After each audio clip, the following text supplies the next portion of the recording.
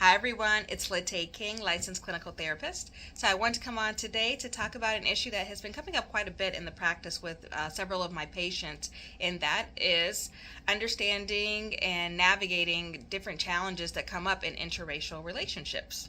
And so I want to emphasize the importance of, one, acknowledging these differences as well as having healthy discussions and dialogue about these issues as well.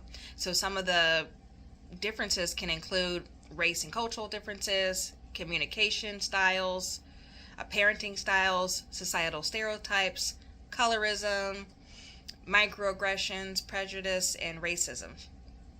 And so all of these are important because they contribute to who you are as an individual, how you show up in your relationship, and how you view the world, and how you also navigate the world and society. One of the main issues that are often brought up by Black males is that they don't feel valued or seen in their relationships, and this is particular in interrelationships as well too.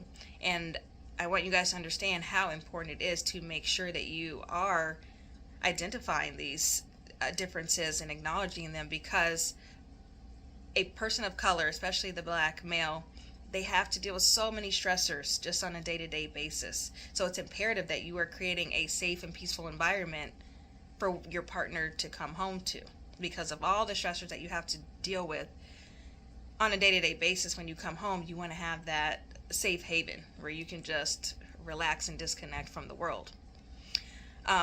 Some of the issues that people endure,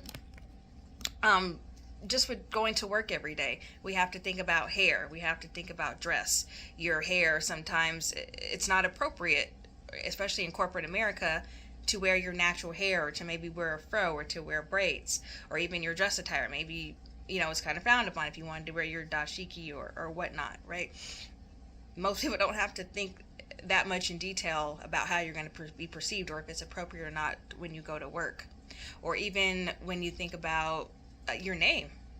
If someone's reviewing applications, if your name is viewed as being too ethnic, it's easily and often just discarded and thrown in the garbage, or overlooked. Another issue that we struggle with is the interactions just with police, right? You have to understand that racial profiling is an issue, and the way that we interact with police is often very different. And for many Black people, we understand that a traffic stop can be a matter of life or death. And many Black parents worry every day if their child is going to make it home safe or not, right? And for people of non-color, they probably don't have those kinds of worries all the time, right? Or even the way that you handle a traffic stop can be very different. You have to know the protocols, and even with that, the challenges that come with that, or maybe being profiled. So you have to understand what that's like for your partner, or if you have a biracial child, making sure you're educating them on that and how that can affect them as well. And if you guys, I don't know if you guys saw this story recently about the DA that was speeding and the police tried to pull her over, and she refused to get pulled over, or she refused to stop. And she said that she was just going to wait until she got home. That would just be much easier because she was almost home and she was going to pull into her driveway or her garage. Like, that is insane, right? So we know that as a person of color, that would have ended completely different, and that definitely is not appropriate. Never even heard of, right? So just acknowledging those kinds of differences is so important.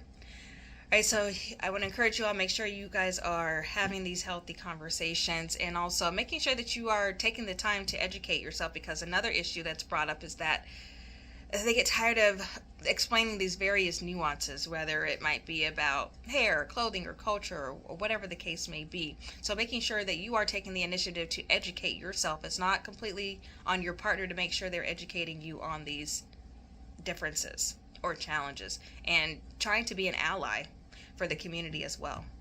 All right, you guys, have a good day. I'll talk to you soon. Bye.